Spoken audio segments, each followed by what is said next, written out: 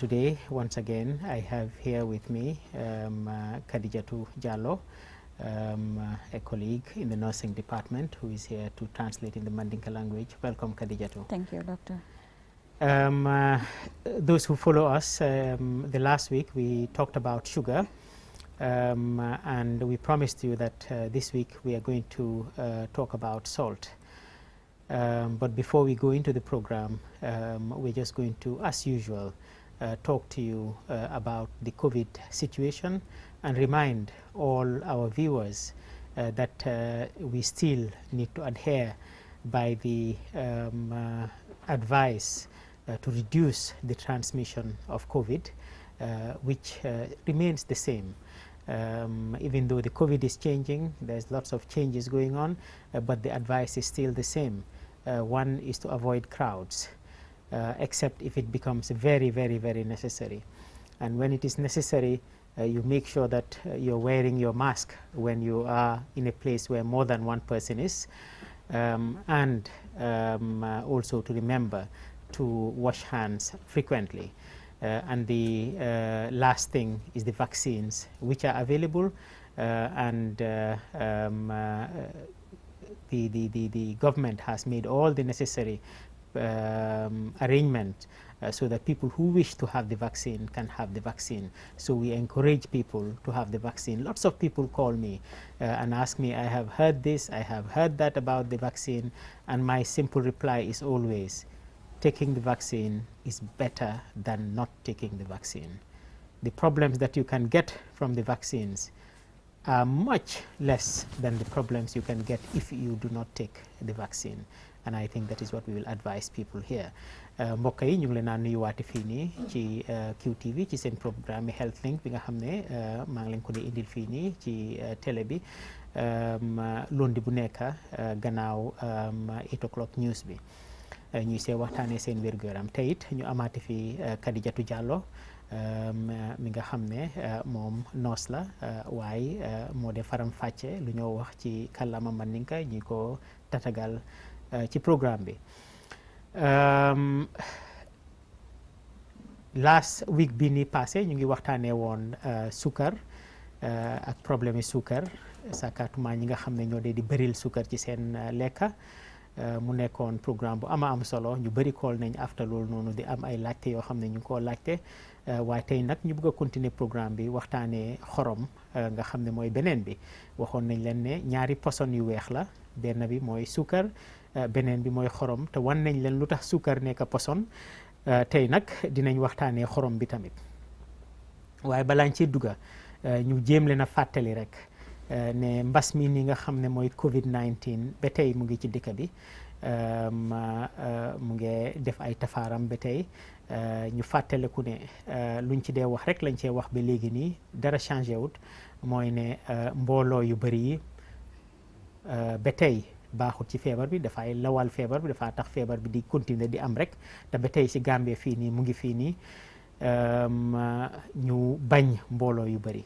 xanaa su nekkee farata bu nekk farata bu rëy boo xam ne war ngaa génn nga génn te soo génnee nga sol sa masque nga xam ne di nga fekk sa boppa fekk keneen koo xam ne mooy jëflanteeg yow gannaaw loolu noonu ñaareel bi mooy mooy foog naa wax nañ benn bi ak ñaareel bi benn bi mooy moytu mbooloo ñaareel bi mooy sol masque ñetteel bi mooy raxasu foo toll rek di raxasu ndox ak saabu nag moo ci gën waaye soo amul ndox ak saabu yi nga xam ne moom la ñoo ooyee hand sanitizer moom ngay use nga xam ne di nga setal sa loxo gannaaw loolu nag am na ñeneenteel boo xam ne dugg na léegi nii mooy pengu bi nag laajte yi bëri nañ wax ji bëri na ci waaye daal man ku ma laajte lu ma dee wax rek mooy ne jël ko moo gën ñàkk koo jël ko moo gën a óor ñàkk koo jël su nekkee ne sax jël ko am na yenn yu ndaw yoo xam ne mun na cee xewee ñàkk koo jël nag moo gën a óoradi parce que feebar bi day reyee am na ñu bëri ñoo xam ne mu ngi leen a rey te léegi nii nekkatut mag yi rek xale yi sax mu ngi leen a laal kon loolu la ñoo fàttaliku mboolooy suñ mbokki seetaankat yi ak déglukat yi ñu bàyyi Kadijatu moom nag léegi expert la si moo tax ma guddal affaire si waaye mu jéem moom lan la see gën a mun a wax ci kàllama Mandinka man dégg naa Mandinka su nekkee ne am na dara loo xam ne bàyyi na ko it dinaa ko fàttali so amul benn pressure no pressure Kadijatu so you can go ahead. Assalamu alaikum mbaringol mbalbe kontonna na jata kende ya programme ton kamin sotale jang tenengo teneng nenda Dr. Bala me kafame Dr. Aboubacar Dia anin Kadijatu Diallo wala man tete mbaringol Natalia no janne lokun tambila naka chaketa no menti wala mu sukuro la kuoti me yalon ko mo jamal adiyamo keta kuti me yalon ko akumma yata ba kele mo jamal ye keliro kele e nyinen karoke anin mo jamal fanan karanta akunna tolale ba ndel be yalon nen ka balonu sukuro la nyamen asiyata le sa adun nga fali la non ko binin nata na programme bi abe kala muneti wolom ko bari jannembe dunna ko programme to nsal hakilo bulandi wolemu benyun kurango min kono e ka fomi ko covid-19 coronavirus kurango min benna membe dunia kono tenting hani kabi mbakaral hakilo bulandi la wolemu nanyi maxi dungoti bada ngari maxol dung bita daoda ngakafolta ngetala anim fanang fulanjango fanang bulu kuwonyen fanang kummayata je bakele nkarim bulul tanka kunin safunola wo kummayata bakele barne safuno ni jobe jamfarila nkana nyina ka sanitizer fanang ma wo fanang kummayata le ne mbota wo fananto nsafa ko mol min fanal labanta melia lonko imang penguota nsal hakilo bulandi ko hani kabi penguo nyimbe keri ne mansa kundae pengol jamana tile puru me ya lonko mbebe mfantankala a pengola a pengobe keri na dabe sate konole mo jamal dumbe nyinen karole ba fakanko fonga pengota fon kanata bari docteur advice momenti ani jata kende abundal bela advice momenti wala mu puru mbeta nga pengota abetiata wala nyama bay ke tanka wala ye fisa ye baton fo kurango ye boyi ka yana fo be tankalale janni wodum be sila yete fan tanka folo wala kummayata Thank you very much. I think that is all very clear, Kadijatu. We talked about sugar, as I said last time, yes. And today we're going to talk about salt. It is the second poison that we take. And if we all know that most poisons in small quantities can be beneficial, it is only in large quantities that they become deadly. Salt is one of the things that is essential for life. God created us. In fact, all life that God has created, salt is an essential part of that life. So life cannot go on without salt. In the body of the human being, what is salt important for? Salt is important for the regulation of the fluid in the body, for regulation of water. Water forms about 70% or more than 70% of our body. The whole body, most of it is water. And how the water is regulated, what comes out, what remains inside the body, is salt is an integral part of that. And it is also important for nerve function. These are the importance of salt. So we are not saying it is not important. What we are saying is that there is a limit to what we can take in salt when it becomes useful, and then after that it becomes dangerous for our body. mbokk yi lu ma doon wax Kadijatu léegi nii rek mooy ne comme niñ ko waxee rek ci mbiri suukar lu am solo la ci yaram bi, waaye tamit su ëppee ci yaram bi dafay joxe ay problème comme niñ ko waxee woon rek. xorom it moom it benn bi la, mooy ne am na solo ci yaram bi lool ndaxam sax yàlla bu mu liggéeyee dunda ba nit di dunda dafa def ne xorom lu am solo la ci dunda bi ci boppam. mu def ne xorom mooy li nga xam ne dafa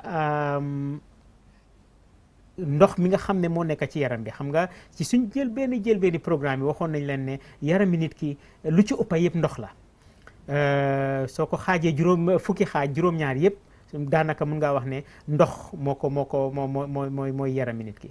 ndox boobu noonu nekk nag si yaram bi nga xam ne dafa am solo lool ci yaram bi, dugaam ak génnaam si biir yaram bi xorom bokk na si li nga xam ne moo ko dee di toppatoo ba nga xam ne lu war a génna lu war a des si biir yaram bi des si biir yaram bi nañ gën a dugal ci lii beneen mbir moo xam ne it tamit xorom am na ci solo mooy yëg-yëgi yaram bi naka la ñoo yëgee mooy nerves lu ñoo oyee nerves si mooy su dara lu tànga laalee sa yaram bi di nga xam ne lu tànga la su lu sedda laalee sa yaram bi nga xam ne lii lu sedda la su lu ñaw nga taxaw ci lu ñaw di nga xam ne yaa ngi taxaw si lu ñaw nga topp bu ko laal yooyu noonu yëg-yëg yooyu noonu yëpp xorom tamit bokk na si li nga xam ne moo ko toppatoo Kadijatu mbaɗigol lokun tambila nga faliyena nun ko sukuro ka min ke balo kono to ñala sukuro kumma yatale bari a kañandimma anin balo sulata a pominna nata faliye ko bi mbe muru nale programme o kono wala mu ka faliye ko fanan balo mu ñaadi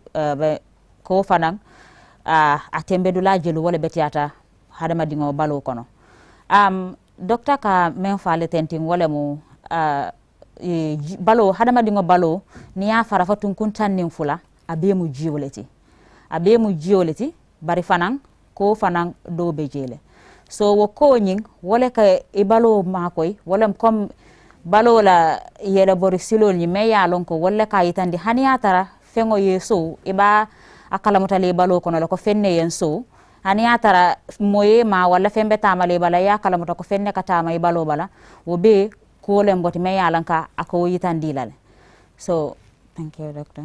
Yes, thank you very much Kadijatu. So as we said, salt is quite important. Salt has existed with humans forever. It was discovered long time ago, just like sugar. It was discovered, it was not there as salt because it is also available in other foods. I will show you some food which also has salt. Even some food that you don't think has salt has some salt in it. But it has been here for a very long time because salt was easier to discover than sugar because there were some salty waters which dried up and then salt formed, and people were able to discover salt very early. But the first thing that we know in history that salt was being used for very efficiently was for preservation of food. And it was popularized by the Egyptians in many thousand years ago, where they were using salt to preserve food. Because what happens is that if you put a lot of salt in a food item, what happens is that it dries, it pulls the water out of that item, and it dries that item, and it removes all the bacteria from that item because it dries it, and the bacteria becomes dry, and the bacteria does not want to be dry, and the bacteria dies off. So that food item can remain preserved for a long time, and that is what it was being used for. And they were then able to transport some certain food to other countries because it was dried, and they were also able to not only have food at some certain food at the season. So it can be in this season, but the food can be used also in that other season. This is how salt was first used, and obviously the taste became something that was acquired, that people liked the taste of salt. But that is how salt came into our life long time ago. mbokk yi lu ma wax rek ñu ngi dem ci mbir mi ndanka pour nit yi gën a mën a understand mooy ne xorom yàgg na tam ci dundi nit buñ xamee xorom ba léegi nii ay junni at si gannaaw la nit yi xam ne ndekete xorom am na xorom nag moo gën a yomba defal sax suukar parce que moom am na ndox yu bëri yoo xam ne mu ngi am xorom su demee ba wow soo amee géej goo xam ne mu ngi nekk place foog naa ne sooy dem Kaolack da nga day gis fu gaay dee defalee ay xorom yooyu noonu géej bi moo dee wow rek su woowee nga gis ñu am xorom boo xam ne moo jógee ci géej bi kon yàgg nañ a xam xorom luñ ko njëkkee jëfandikoo nag moo yoon pour defal lekka bi du yàqu lekka boo xam ne soo ko bàyyoon noonu fii nii dafay yàqu nopp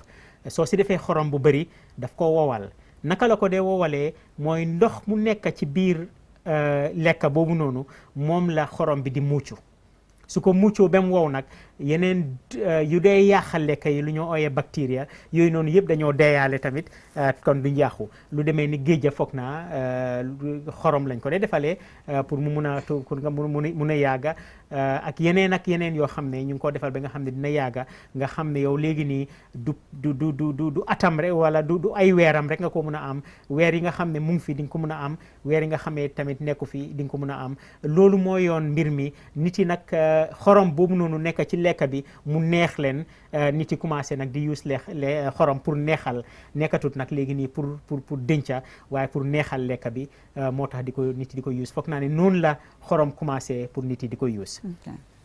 mbaɗigol docteur ɓe min fokanten wole mo surwa kangoto ko ko nata ñamen ko manke fenti me yalon ko bila fintita ko fintita nan sanji jama ko manto sanji wulikilin jamal ko mantole ko fintita nan bari ko fintita nan ñamen wolem haniya tara comme ñim baal be mulo ko ba nim ba jiyota ta fata ta dulato nata ta fa jata isaje ko na jata wole keke koti so ni woketa koti wo ko nyin e ka woleta e ka keminti wolom pour ni lafta fengo ye me yata ye ko jama ka kan yaka mako men ka mako nyin jejal men ka use ani nyi yetol men ka use tenting wol be fana mu feneti mel ya lonko nka ni ko ka bala isita fo sanji jama aseta rebulo kono maboring adum hanik fente kelala so wo kono mol na taka koje nga ke tabirol kono na taka ke fenti me ya lonko adiyata mol yenne so kabra diyata mol ye wole ko na tinan me ya tinna ko sain mol bu ka hani maboro dam make kola bari fanan aka fotanna domuro kono le bake. Okay, thank you very much, Khadijatu. So the next thing we want to go into is how salt is useful in the body. We have said it that is useful for the regulation of the in and out of water or fluids in the body, and is also important for the nerves that are in the body.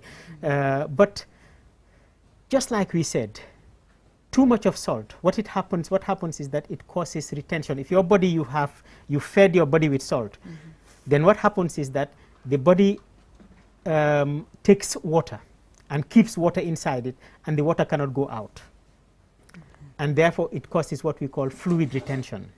And if you have too much water in the blood, it goes into it causes the blood volume to increase, and that increases also the blood pressure. So the first thing that it will do is increase your blood pressure, and when it increases your blood pressure, it causes your heart to strain, and it can affect your heart very seriously. So this is how salt causes problem in the body, is that it causes fluid retention, and then that fluid retention causes high blood pressure, and that is how it causes it. We will come next to tell you what is the normal amount of salt that we should be taking every day, and we can now give you examples of how salt is being taken by people in the society. mbokk yi li ñoo dugg si léegi nii rek mooy gannaaw xam nañ lan mooy xorom ak naka la xorom ñëwee ci àdduna si, léegi nag ñu dugga ci xorom naka la dee loree yaram bi, naka dee def ba lor la yaram bi. wax nañ leen ne xorom moom mooy li nga xam ne mooy regulate wala moom mooy def ndox bi nga xam ne moo nekk ci yaram bi mu em ci fu mu war a em. kon nag ku jël xorom bu bëri boo xam ne lu ëpp loo xam ne moom nga war a jël lana dee xew, lu dee xew mooy ne dafa tax ndox mu nekk ci yaram bi du mun a génn. xorom soo jëlee lu ëpp loo war a jël, ndox mi nga xam ne dafa war a nekk ci yaram bi dafa ëppa nu mu war a em. su ndox mi nag ëppee fu mu war a em, ci fan la dee nekk ci biir deret bi. su nekkee si biir deret bi nag dafa yokka deret bi, su yokkee nag deret bi wala deret bi nga xam ne moo nekk si jëmekaay deret yi, lu dee xew mooy dafa yokka pressure bi, loolu mooy blood pressure. su yokkee blood pressure bi nag xol bi mu commencé nag parce que soo doon di pomper nañ wax ne benn litre yi ndox, léegi nga am pour pomper 2 litres yi ndox. pompe boobu noonu pompe bi nga xam ne benn litre moo tax ñu defal ko, nu moo yàggee ak pompe bi nga xam ne léegi nii ñu ngi ko def pour muy pomper benn litre waaye léegi mu ngi pomper ñaari litre nu moo yàggee du benn te xol bi mooy pomper bi so xol bi nag léegi lu moo pomper daf ko ëpp doole moo tax muy yàqaale xol bi tamit nii la xorom dee di indi problème ci biir yaram bi. Mbaɗigol docteur kamin faleten wolem ko ko nga faliyel ne nun ko wati sotola nun ton ka keno munati pour mawor lango wolem ni lafta ñin fengol yemme isa ko jama kije pura ya muta a jama ba fanan ka wole ke balo fanan kono ni e jiyota e ji jama min me ya lon ko ñin a ñanta ka tembe dula kañandi bari ni tata foy ko jama ba do mo mi ya lon ko a ko ñin sembole siyata membe balo kono so wobatin nale ko ñin abe jiyo ñin mutale balo kono aba fudilale nin aya fudi nin jiyo man tadu la soto abe min kala wolem jiyo ñin be borla yele bori silola nin jiyo ñin borta yele bori silola wolto ibaje la ko e ka fomi ye ko yele selo aba commencé la because ni aja yelo ñin be sella wolem jiyo ñin man tadu la soto so abe tane ñadilla abe borla yele bori silola na borta yele bori silola isaje ko aba yitandila ko i commencé taka yele selo soto le ni wo man tadu la soto ay continue kata fo jiso la ma fangola na tata fo jiso la ma fangola wolto ibaje la ko jiso ñin fanan jiso ñin ibaje le te fango ba fenkele balo kono ko jiso ñin tamanya anin i nunto i jiso ñin be ñamen ite kela kilinti iba kala mutalale ko jiso ñin namang wara abe fenkele ñamen ibaje la ko abe tarra liparo kala ñamen anin nunto abe ñamen ate kela kilinti bay ko ñin appo min be balo kono balo ñin ma asambano kotenke sayin docteur ka bina min folali wolom balo ñanta ka ko appo menta membe kanyanna balo fi. Thank you very much, Khadijatu. Everything in the body is regulated. There is an amount that is healthy and there is an amount that is unhealthy. And it is us human beings to decide how we take healthy amounts of things. And unfortunately, our lifestyles today is such that it does not encourage a healthy body. And that is why so many diseases are going around. And those are very simple things that we are talking about now. In 2020, which is just very recently, WHO, World Health Organization, came up with a recommendation of how much salt a normal adult human being should take every day. And that is equivalent. Last time I brought a spoon. Today I forgot to bring a spoon. But it is equivalent to 1 small teaspoon. 1 small teaspoon, which is about 2 grams of salt, is what is the required amount of salt in a healthy person. Just 1 spoon for the whole day. So every day you need it. But every day you will need 1 whole spoon of salt. Once you are taking more than that, then what I have said will happen. Then fluid will be retained in the body, then your blood pressure will become higher and higher. And that is very important for us to know. When we come back, we're going to talk about now some food items that we have and how much salt is in those foods so that we can understand this thing more. Mbokk yi lu ma doon wax léegi nii rek mooy ne lu nekk ci yaram bi yàlla daf ko teg mu am fu mu war a toll su rombee foofu noonu rek du nekkaati loo xam ne lu ànd ak wérgu yaram la ñun nag léegi nii suñ dundin dafa demee dundin boo xam ne bàyyatuñ xel yooyu noonu wala def lu ñoo lekkee dafa nekk loo xam ne ñun ñoo ko defalal suñ bopp su nekkoon ne ñu ngi toppa fruits yi ak vegetables yi nga xam ne yàlla noonu la ko defalee ñi ko lekkee noonu baax na waaye ñun léegi dañ dee refine dañ dee jël loo xam ne su nekkoon da nga koo lekk ci lekka yi di nga lekka bu bëree bëri balaa ngaa jël lu tolloo noonu loolu nag mu nekk lu yomba pour am ba nga xam ne di nga ci mën a jël lu bëri ci ay kudu rek te fekk jël nga ci lu ëppa loo xam ne moom nga war a jël loolu moo ñu gitteen léegi nii moo tax feebar yaa ngi bëri léegi nii kon WHO ñoom lu ñu wax mooy ne su nekkee ne xorom bii nii rek ñuy lekka nii la loo ci war a lekk ci bés bi warta romba kudd bu ndaw indi woon nañ ay kudd fii nii ba wane kudd bu ndaw naka la toll mooy du nekk kudd bu ñoo lekkee mooy kudd bi nga xam ne moom la ñoo defalee tea wala café wala yooyu noonu mooy kudd yu ndaw yooyu noonu nit ki warta lekk ci xorom lu ëppa kudd bu ndaw boobu noonu soo lekkee lu ëppa loolu noonu rek di nga gis ne dina la indil problème yi nga xam ne moom la ñoo wax nii mooy ndox mu nekk ci yaram bi war a génn du génn muy affect yi nga xam ne mooy yëgeekaay yooyu noonu ba mu la jox ay problème noonu la demee Kadija. Mbaɗigol docteur ka men faleten kin wolemu ntelu ba alaye baloda dale ay baloda da nyamen wolem dawoda balola fengo feng ay tembe dulala soto anyanta tembe la dame ni nga taranu mbe ka balunum comme ñing yiridim fengol me yalan ko alaya dada ani ñing salatul ni ñing fengol me yalan ko alale dada e bota do fengol la nimbe ka balunu wala abe kala fenneti me yalon ko wonim balola appo be kanyan nale bari men ka ma kom nyin kol tenting ning ayatara nyanta balulela nyanta ka minta atembe dula tata ko ya watu nga do same yitan dallanu bi nyinata len nin do samanna bari wo do sa damandi mame ngayitan dalla manke do morlan do sati de wo ti mindan do sa me ngayitan dalla damandi manyi wo ala do sa killing balo sulata walla tilobe ado sa kilingo dun niatara ite ya tambindi wala ite mbe manol simbindi la ngambulo ta nga fandi fafata wo masuma fa ngata nga fayje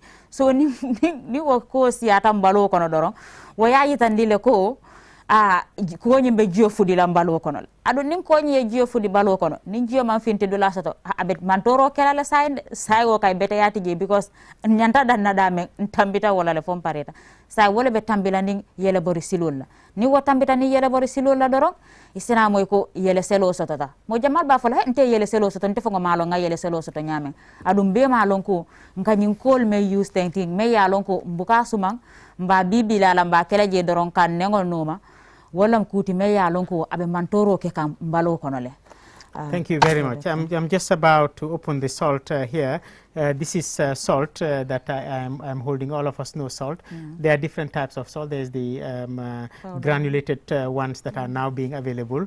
There are the ones that come from the sea that we make here locally that are available. And this is salt.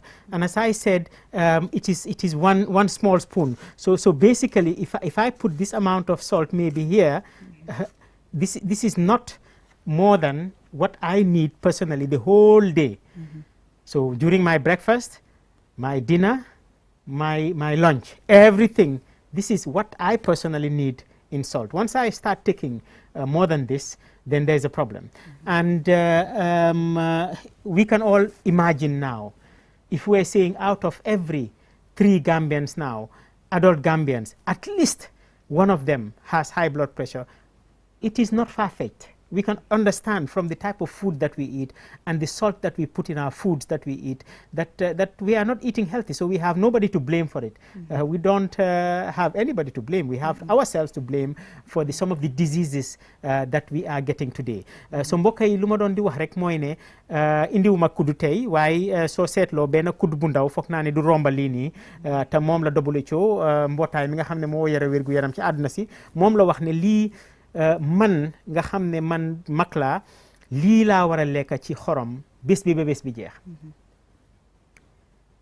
te ñun ñëpp suñ ko xalaatee léegi nii ñaata si ñun ñooy lekka lii rek ci xorom bés bi ba bés bi jeex mooy sa ndékki sa añ sa reer ba pare dinañ dem nag ci yeneen lekka yi buñ foog ne xorom bu ñoo lekka lii rek la mooy xorom buñ dolli ci lekka bi rek am na xorom boo xam ne yow dolliwuloo ko ci lekka bi waaye mu ngi ci biir lekka bi xorom boo xam ne yow defaguloo ko ci biir lekka bi waaye mu ngi ci biir lekka bi dinañ dugg ci loolu noonu waaye suñ gisee lii nii rek gis ne lii laa war a jël ci xorom ñu ko jël ci xorom ci àdduna si léegi nii yëpp sax ne lii rek la ñoo jël ci xorom balaa bés bi di jeex bëriwuñ kon nag su nekkee gis nañ ñu bëri ñuy am high blood pressure foog naa ne waruñu laaj kenn lu tax nit yi di war a am high blood pressure ñun ñoo ko defal suñu bopp ak kandidat mbaɗigol docteur kame yitandala wolemu melɓe marari duniya bela jate kendeya bundala e ka fo mi yiye ko WHO ye me yitandi wolom bay bi ñina tan na do sala suwo kono le bara ay ñe men sumanten ting aka ala miroto ñin tatambila do sa ndingola ñina ñanta ka sula hadama dingo balu kono ñanta ka ñina domo na dasamo na kontongo wonin na simango ñin ko apu wala ñanta ka kanyang mbalo tembe dula fi sayid na ñin jamano ke ba saba ke ba nani ni be nata lopitano to ni ye check ikono ni mo fula mang yele selo soto killing ikono abe yele selo soto la yele selo asiyata na sate kono bakele ada siyata dunia fanan kono bakele bar men fana yo be sabu wolemu nanyin ko do mo mi yalon ko ma kanyandi me yalon ko mbado mala me yalon ka aman atambita mbalotile adum tabiro kono hani atara iman ko kiji fendol bijele mi yalon ko niya kafunna tabiro kono dorong ay ko do kayna tabiro tole say doctor ko ase dungali woto alnaye fofana kacha. Thank you very much. You see, just like we said in sugar, in other food also there is salt. It's not that there is no salt in other food. There is salt in other food. Some food they have very little amount of salt. Some food has very large amount of salt. Like now, for instance, for egg, just egg. If you didn't add any sugar salt in it and you eat it, there is some little bit of salt in it. But for you to have this amount of salt, you may have to eat up to 20 eggs for you to have this amount of salt. Okay, so it has small amount. Something like what do you call it again? Something like fish. For you to eat fish, you need about let us say 4 kilos of fish. 4 kilos of fish to have this amount of salt that you didn't add. Let us say you didn't add salt to your fish. But if you look at things like cheese that we are eating here, you need only about 4 cubes of cheese. The cheese that is maybe, let us say, the cowbell cheese. You need about 4 cheese to have this. Okay, so there is salt in the cheese also. So we are not eating only this as salt. We have to remember that. If you look at something like oyster, you need about just 1 kilo of oyster will have this amount of salt in it. Only 1 kilo of oyster will have this amount of salt in it.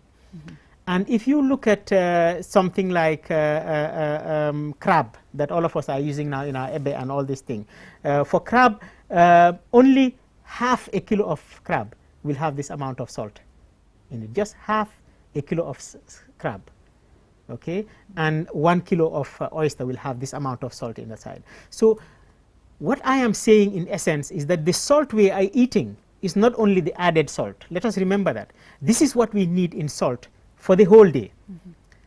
But let us remember that we are adding that salt, but then we are also eating salt in other food. That is all I wanted to give, and then now we'll come to the high salt content food that we are also using. mbokk yi lu ma doon wax léegi nii rek mooy beneen mbir moo xam ne dañ ko war a fàttale ko ci mbiri lekk xorom. lii mooy xorom bi nga xam ne suma añ suma ndékki ak suma reer yëpp su ma ko boole woon waruta romba lii ci xorom bi nga xam ne moom laay lekka. waaye nag comme nu sukur mel ne sukur daf dee di am ci yeneen lekka, xorom tam daf dee am ci yeneen lekka. nekkut ne xorom tam amut ci soo si boolewut xorom amut ci, xorom mu ngi ci.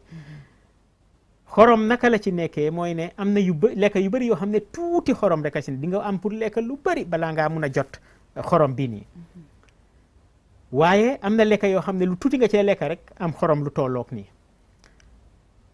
joxe naa sample ne nen di nga soxla 2 fukki nen pour nga am lu tollook lii ci xorom loo xam ne lekka nga ko noonu rek te defuloo ci xorom. waaye nag soo demee ci cheese lu ñoo ooyee cheese mooy xaw ma naka waa cheese moo foog ma ne am na tur ci loxo ci kii waaye dañ ko dee di jaay di ko def ci mbuuru. moom soo ci amee 2 o ñetti cheese rek jot na lu tollook lii. loolu waxuma la ne mut na kilo sax waaye jot na lu tollook lii nii. suñ demee ci lu ñoo wax yoxos nga xam ne si géej gi la jógee yoxos 1 kilo yoxos rek mun na laa jox xorom bu tollook nii. so yow soo lekkoon let us say half kilo of yoxos kon am nga lu tollook lii nii. wax nañ ne crab boobu half kilo crab rek am na xorom bu tolloo ak lii nii nga xam ne mooy xorom bii nii nga xam ne moom lañ sol. lu maa wane fii nii rek bëriwut, lu maa wane rek mooy ne nañ fàttaleku ne lii laa soxla ci xorom de waaye lii mooy xorom bi nga xam ne moom laay yokka ci lekka bi te man ba tey maa ngi am yeneen yoo xam ne maa ngi koo lekka yoo xam ne mu ngi am xorom. kon su ma yokkoon lii nii ba pare ma lekka yooyu noonu kon mu ngi mel ni man lu ma lekka ci xorom sax ba tey ëpp na. loolu lu am solo la pour ñu fàttale ko Khadija. mbaɗigol docteur ka me yitandalla wolemu sukuro kum mayata num balo kono nyame lo kun tambilanga me yitandalla ko sukuru dio sanding worowula wole be balo kanyandila so aka ko kilingole yitandalla ko nyin sukuru ko do sandingo nyin ti do sanyin ala nyin tembedula wole be kanyanna hadama dingo balo kono aka yitandalla ko domori fendol fanam bije meliya lonko ko balale bari amantara be folale bara asedamanding faleji men kama ko ka balu nyin 6 kilo min na tenting 6 kilo men tata fo 6 kilo muang ni adomo woni nyin ko apo abe kanyan nale men kama ko nyi yohosol min fanan ka sang marse woto tenting a kilo killing woni nyin ko abe kanyan nale nyin krabol mi yalan kanka ke ebe to tenting saka intel musol tentin ebe nin krabol min ga santente a krabo ni tata fo ya domo a half kilo tembe dula dorong wonin ko min inyanta ka domo akanyantale nyin cheese min fanan nka san dindingole ni kata school akatara supermarket woto tenting abe vise pring fenko la tenting wo fanan ni wo domo asaba ala wala nani dorong ita ibalo kanyanta ko minna ita kanyanta la fa pareta sa bitu nite wodomo yana nyin ko tembe dula fanan domo ila domo ridoto so akamako ite tambitale fo pareta inyantaka ko min domo tilo kono Dr. Bowole funke okay, thank you very much. We'll come to the final issue, which is the other issue that we are talking about, which are the additives that we add in our food these days. You helped me today to get some of these things because I don't even know some of them, I must admit. so Khadijat had to help me to get some of these things. But these are all additives that we put in our food apart from the salt. So we put salt in the food. The salt is already available in the fish. The salt is already available in the yohos. We put salt, and then now we add some of these things. And each 2 of these things, like this 2, is equivalent to this amount of salt. Yes. These 2 will give you that whole thing that you need in the salt. The same, approximately, this one and this one. I don't know how it is being used, but I've been given some hints today by some of our staff here. Some of them are even males and they know how to use these things. But, these are some of the other things that we add in our food. So what I am trying to say, in essence, is that, look, we are actually consuming more salt than we need to consume. And if we are all having high blood pressure in this country, we have nobody to blame for it. Those of us who don't have high blood pressure are actually lucky not to have high blood pressure because we are also not eating healthy. So generally, we are not eating healthy. So what I want to say here, before we go into the next segment and we open the lines, is that if somebody wants to have better health, cut down on salt, reduce the salt intake. This is all we are saying. Always put it in your mind that I can take less salt than I am taking now. Let me take less salt. If you want to be healthy, that is how to do it, is take less salt. These foods that we have mentioned, all of them are good. Fish is good. You can eat, because for you to eat 2 kilos of fish in one go is very difficult. Because it is 2 kilos of fish that will give you the amount that you need. For you to eat the whole kilo of yohos, or oyster is also very difficult, isn't it? Yes. But for you to put 2 or 3 spoons of this is very easy. Yes. For you to put 10 or 5 cubes of Maggi is very easy, and they're very cheap. So people can afford them. So that is what we are saying. Mbokk yi lu ñoo wax ci segment bi nii mooy ne waxuñ ne xorom baaxut, xorom baax na, am na solo ci yaram bi, waaye dafa am foo xam ne foofu la war a tollu. Te ñun ñu ngi lekka yoo xam ne bet xam nañ léegi nii ne am nañ xorom, xam nañ ne jën xorom a ngi ci. soo lekkoon ñaari kilo jën o kilo jën di nga am tolloog xorom bi nga xam ne moom nga soxla. waaye ñun nu ñoo toggee léegi mooy jën baa ngi ci am na xoromam, nga yokk xorom boo xam ne da nga koy ay kuddu, man foog naa ne nit ay kuddu wala sax loxo la ñoo jël rek tiba def ci soos bi wala def ci maalo bi tamit. ba pare nga jël nag yokka ci nag yeneen yii nii mooy saf-safal yii nii nga xam ne man sax xaw ma leen bu baax. di nga naa am na ñoo xam ne seen jabar suñ ko defut sax ñu fase leen moom. waaw so lu am solo la waaye saf-safal yi ñu yokka ko si tamit. so def nga xorom ba pare def nga lekk bi xoromang ci ngay dem nag yokka ci ba si yii nii te xam nañ ne ñaar ci yii nii rek ñaar yoo si tànn rek tollu naag xoromi benn nit koo xam ne moom la soxla bés bi yëpp ba bés bi jeex. waxuñ nag xorom yu nekk ci yeneen lekka yi. kon ñun soo ko seetloo ba seetlu Khadija lu ma wax fii nii yëpp mooy ne xorom bu ñoo lekka dafa ëppa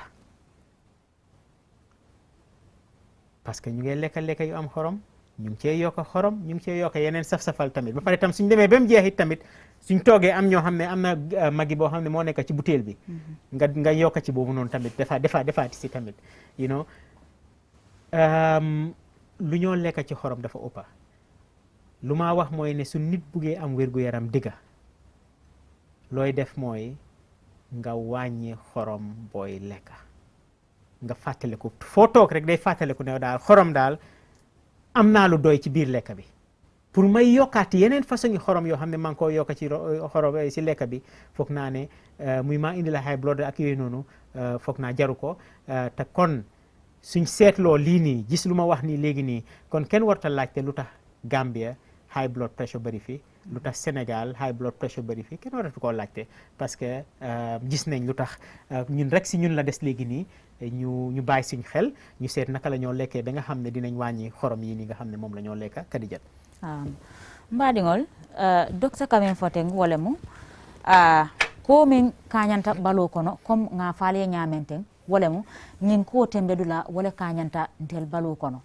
say ni nga tara ntel be tabiro la ñe men tata ko ñanta ka ñewo men domo a kilo fula damma wobe balo kañan dilale wole kañanta ñin ko tembedula bari pour ka ñe kilo fula domo tilo kono wobe kole yalal yo hospital fana pour yesi idam ma ya be domo tilo kono wo fana be kala kuri me yalon ko akole yatale bari ntel musol mbuka nafa pour ka nimbe tabiro la nsem bulota nga fandi ko la atara nyewo ko bijele ni atara be tabiro min fana na tabiro fengo nyi jeja nyanta kala je ajeja fana kabri bada dakan o fana nafa sun kolem ngo fana fay tabiro kono o fana ko ba faye jele ngana ko teke ngam bulo fandi ko la nga kiji adun tel be yalon ne ko na tabiro buka dan ko ken sangola jama nimbe tabiro la nse nyim magil tale nga kije men ni jimbol ni nyi takni epis ni damal fana bije me yalon ko may natina bari ifana bijele ninga nying jimbo ding fulo dama akanyantale anin nyen ko min be kanyande nyen plateau to ten say ni atare ite ko ibalo sulata nyennella ite ye bulota ite tambita ko mi ya fay tabiro to dama woni atare be jeja fengo tabila wo fanan dama o bebije yana nyin jimbo ding fulo fanan kije yana nyin ko fayje so amu fenneti me ya lonko e katambile balo sulata ko min naje me ya lonko membe mararin dunya la jata kende ya programme jata kende yala ala balu wala kayitandi ko nyin ko le kanyanta so ni tebe balu la fena mi yalon ko lungolung atambitale ite balu na meta ibalo ta tano la adu ni balo ma tano wala beratin na ko nyi yele selo siata na nyin Gambia banko kan sain anin kata anin na nyin bantala bankol be nyina yatin na ko yele selo siata na banko kan adu nyanta mun kala mi yalon ko nyimbe lafta pour ka balu nya nyimmala me yalon ko be tanka nyi yele selo ni nyin ku kalantangol la wala mu ka ko tala be fengo fendo mala nga kata ko min nim balo kanyanta tilo be kono nga dang woto nkanan dala dia numa fonga tam fammantora ngata lopitano to yeta fembondi meya lonko ko fongo adabe diarin ko mun yeta wuli wulol bondi fongo kunna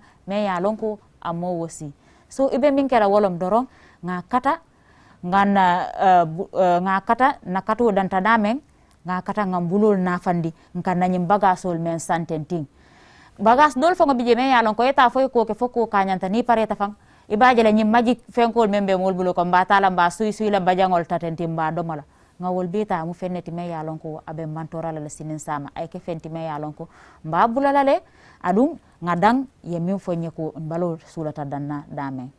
Thank you very much, Khadija. Very, very clear. Always, we were running against time. Time is going, so I'm going to open. There's still some more to talk about, but I'm going to open the lines 50500505 for anybody who wants to be part of the program. Mbokk yi time baa ngee dem am na lu ñu war a wax ba léegi nii waaye 50500505 képp ku bugg a dugga dina dugga te ku dugga rek dinañ wax ak yow balaa ñoo continuer waxtaan bi Khadija ñu wax loolu suñu bopp. Mbadingol saintenting programme daba wararen kacabe diaren bara asake nyaawo nyama saltel fanan kafu kacha kono bal ka fala kacha kono nyame wolom aliye juloma e ka fami ko 5050505 nali ya kol dorong mbaci kala le nalbe kachala nga kacha gana fanundi. Khadija, okay, it seems there's a caller already. Hello caller. Hello, assalamu alaikum doctor. Hello. Hello, doctor na def. Okay, we cannot hear in the studio, so there may be some technical problems. So we'll just continue before we sort that problem out. Okay, Khadija, what I'm saying is that there was a time in my mother's time, I used to listen to my mother and her mates and so forth talking. And they will talk about a doctor. And they'll say, oh, that doctor is a good doctor. He knows medicine. And because he's prescribed 10 medicines for me. So they're happy about that, you know. But now it has changed. We know that that is wrong.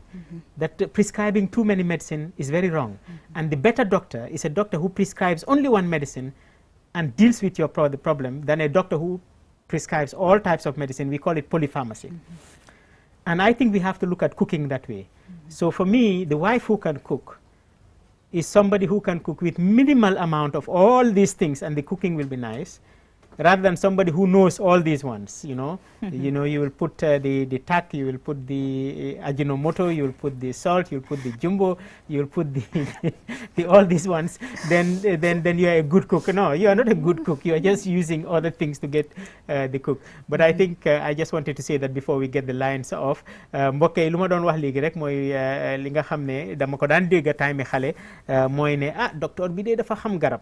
waaw suñu ne docteur bu baax la mooy docteur boo xam ne soo demee dina la bindal fukki garab soo demee ci docteur mu bindal la benn garab rek nga ne docteur bi kay xamul dara docteur bi xamul garab ta ñëpp xam nañ ne garab yu bari baaxut ci yaram bi so docteur bu gën mooy docteur bi nga xam ne bindal na la benn garab rek nga mun cee wéree wala sax bindalut la garab nga ñëw rek mu ne la léegi nii mun ngaa def nangam nga wér moo gën docteur bi nga xam ne daf laa bindal garab yu bari léegi xam nañ loolu so toggakat bu gën it mooy toggakat boo xam ne xam mu ngi mel ni koolaan ci line bi ñu may call bi hello. hello doctor. yes. ñu ngi laa dégg yaa ngi ci line bi. déglul sa télé bi bul déglul sa téléphone bi bul déglu sa télé bi pour nga mun a teel ñu mun laa jot. ok ala programme wala interest banque. Abaraka. defoon jimbo dama naa baale bundi na ka many jimbo ni beta lo ko leyi from back side ngani ni mai Abaraka bake. Wobekela kuti me yalan ka be diala nye bake ba itandira la ko mbenyin kacha min na altel fanambe karankan jele. Abaraka. Thank you very much. Thank you very much, Ngamoy. I think she says that she takes a lot of jumbo, but now she will try to reduce it. Yes. Mbokk mi lu mu doon wax rek ne mooy daf dee togg jumbo bëri mu ko dina ko wàññi te loolu laa doon wax léegi nii mooy ne jigéen gi nga xam ne dina mun a togga bi neex te usut yi nii yëpp moo gën ki nga xam ne xam na lii nii yëpp xam na tur bu nekk soo ko waxee rek mu ne bii mooy Ajinomoto bële mooy takk bële mooy nangam mu def yooyu noonu yëpp ci lekk bi neex kooku noonu ki nga xam ne def na lu lekk bi neex kooku naa ne kooku moo gën comme docteur bi nga xam ne binut garab bu bëri Kadijatu mbaɗigol docteur kam min fotentin wolem a dindi ma wato waddo bi jasa moy mol ba fala ko ñin tata ñin lopitan kare to kay ñin do bi je ñin docteur o wo betiyatale ay bori jama balle safen teytenting ñin do ñin lopitan do deteta woto. I'm sorry about that. We will just have to stop you again for the caller. The callers are priorities at this time. Hello caller. But we'll come back to it. Okay, the caller has gone, so you can continue. Aba fala ko yinde hani ñin docteur lo man kay do fala ñin lopitan on teti tawoto nin tata te ka bori kilindoro na safe ñin te man tara ka tawoto ñi buka jara roke ako tabiro fanan ba wala nyama docteur o mi ya lonko ay bori kilin dila ay la problème o long ay ma koy ji wala kuma yata docteur o mimbe bori jama dile le me ya lonko abe mantoro kele ya ko tenke men ni te fa ngola sasa man ke kilinti aka wala fa ko tabirno la ba fana mo tabirno fenneti me ya lonko memba la tabiro kela abala fending kela je adon tabiro be diala wala tabiro no lati dan niya momin nyinin kay kayo ko nyin tabiro dum. We will have to stop again for the caller. There is a caller. Hello. Yeah, hello. Yes sir. Doctor. Yeah. Wa dama non la té comme suñu da nga jël borom bu bari bo xamné foko comme do la ko ma déggo légui ma léxal lo xamné ma li wo déggo légui ma léxal lo xamné daf lay bari borom toro so li nga xamana lu séké def nga ko ndax ko nga to yeneen bis yo xamné def ko borom bari ndax du la jox problème moo gën ci yow de nga ñàkk a lekk xorom bari moo gën ci yow dinañ wax tuuti si soo lekkee xorom lan nga war a def tamit pour xorom bi mun a génn ci biir yaram bi. waaw loolu tamit na ngeen la loolu ma interest very good thank you very much we will come into that. Okay.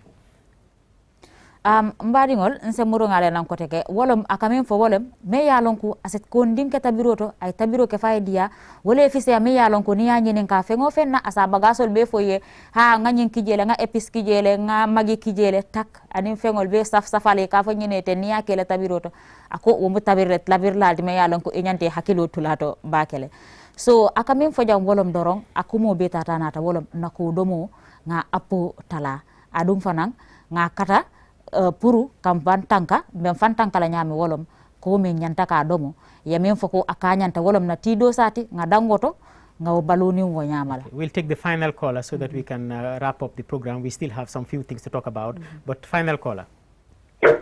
Hello. Assalamu alaikum. Wa alaikum assalam wa rahmatullah. Abidjan. Kontaan de. Hay dorong. Alhamdulillah. Barikalla. Ite nafta mu confirm la. Mu magi nyinto. Ha. So magi nya de ya kale ba fo am be da because sai ngba ke la mo jama le ka fo mbo kam magi to mo nun to mo jama ka to mo ko sai mo jama ka salale.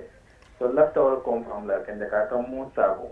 Okay. Okay. Thank you very much. I think I understand the question is that is magi good or not? Yes. If you take the required amount, the small amount, for instance, for me now, if I take half a magi during the day, because I can take up to 2 magi, that will be my requirement, isn't it? Yes. If I take half a magi during the day, my whole food, and then I take some little bit of salt here, and I take some food, then I am within the limit that I am supposed to be. So what we are saying is that all these things, we are not saying stop it altogether.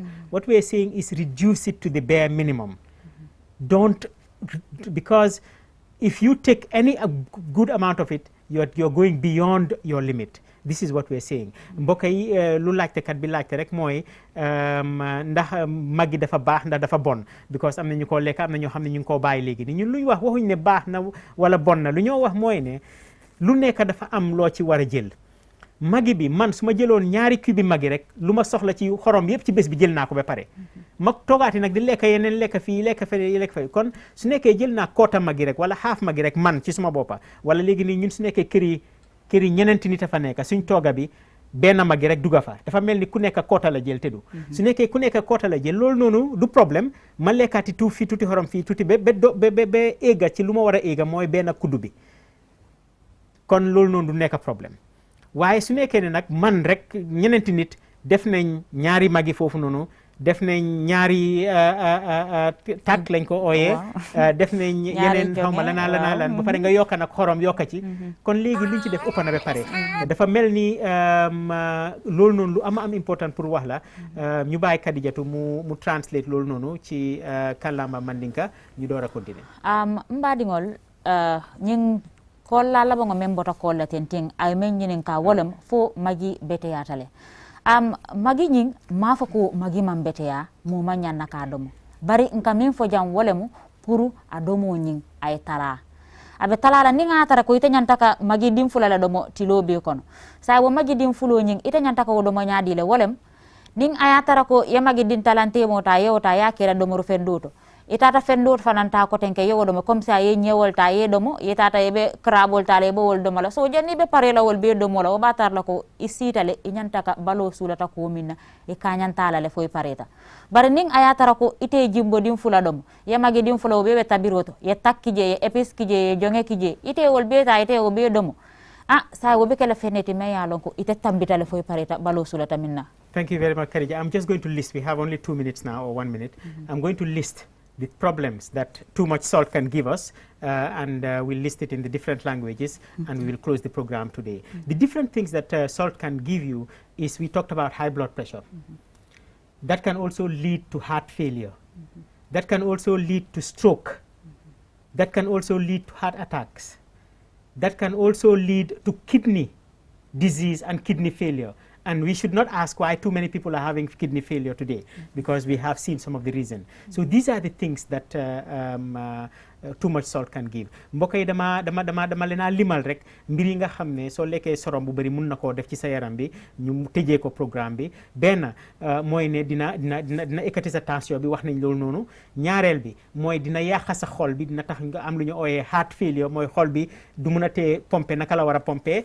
dina mun a def heart attack, mooy xol bi toog rek taxaw. dina mun a def lu ñoo def ooyee stroke, mooy nga toog rek benn boor bi yëpp dee dina mun a tax sa kidney yi yàqu léegi nag li ñoo gis si kidney yu yàqu dafa bëri ci dëkk bi te kon waruñu laaj suñ boppa suñ gisee lekk yi ni yëpp naka lañ ko lekkee waruñu laaj suñ boppa naka loolu di xewee dinaa bàyyi mu lim yooyu noonu ci mandinka mu tàggu mbokk yi man it ma tàggutoo ñu mun a dem ba beneen yoon mbaɗigol jannimɓe programme o kum faala sa falie ku fanan ka mantora kuwol min ke hadamadiŋo balo kono ñim mantora kuwol be mu minti walam nga yele selo just make it in 1 minute list nga yele selo faale jeele bari gisu problème o fanan ko sa keno yesi fo ibala kara kiliŋo e fa ko sa keno le kufu kafol mi yalon ko ngaje ko sa kufu kafu problème o be siare ne ko sa keno le yesi doro yaje ko be tara tamal doro igiso e lo place kiliŋ ko sa keno le anin ku jamal fana be nyato me yalon ko wato ma dinna pour nga faali bari ko se mantora jamal le keno sombe min kala wolom dorong janimbe programme kum falakal hakilo bulandi ko kote ke ko na ko do mo minti e appo min fo nga dangoto anin sukuro fana min nga faale lo kun tambila ko ti do sa woro wulo wo fana nkana tambala ti lo kono mbal nim barala ala baraka bake alnal badi malam Khadijatu Jallow anin Dr. Abaraka. Thank you very much Khadijatu. Thank you the camera team and the technical team. Thank you to all our viewers. Till next time, this is all we have for you. Mbokk yi ñu ngi leen a tàggu fii ba beneen yoon jërë ngeen jëf si déglu bi.